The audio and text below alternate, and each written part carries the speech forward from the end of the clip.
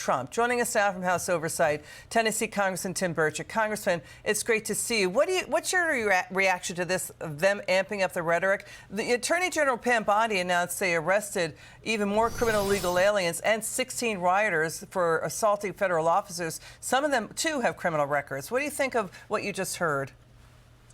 Well, I think J.D. Vance would drop the governor like a bad habit, Liz. I think he's a wimp, and I think he hides behind this stuff. I think he's in trouble. He's trying to cover for $17 billion that have been stolen from the American public. I think they keep saying turn the heat down, but then they turn it right back up.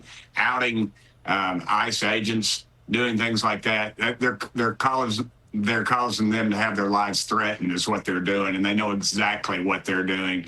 And if it was a conservative that said anything anywhere near about that, about Joe Biden, you can bet the next thing you'd hear would be federal officers knocking on their doors, and they should be. And as far as about Omar, that dirtbag that sprayed her, they need to throw the book at him. That should never happen. But they're not toning it down. They're toning it up. They know exactly what they're doing, and they're diverting from the fact that they stole billions of American taxpayers' money. Yeah, it's about fraud, and it's also this. This is the issue, right, Congressman? Mayor Fry says they won't enforce federal immigration law. Federal law preempts sanctuary state law, period, full stop. Minnesota released 823 criminally accused illegal aliens back onto the streets. Nationwide, it's tens of thousands have been released onto U.S. streets. It's about ICE safely apprehending them out of jails. But the sanctuary states won't do that. It's also about getting local Democrat politicians in Minnesota to criminally enforce their own state law in the books since 1963. Rioters are not allowed to obstruct federal agents, enforcing the laws Congress wrote.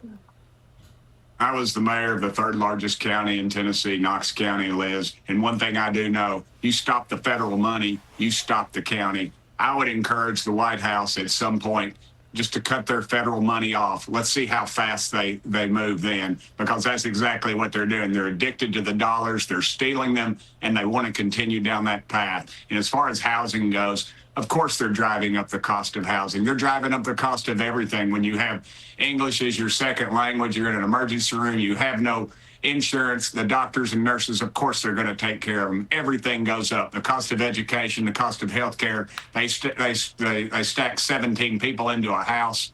Yeah, and they can, and the slumlords can charge what they want because they don't want to be ratted out. It's driving up everything. If that's the reality. All this is about is staying in power, stealing from the American public, and they continue to do it. They don't like Trump. They'll do anything they can to obstruct from him, and the ICE agents are doing their dadgum job. So you say, as the president has said, he's going to defund sanctuary states and cities. Congressman Tim Burchett, thanks for joining us.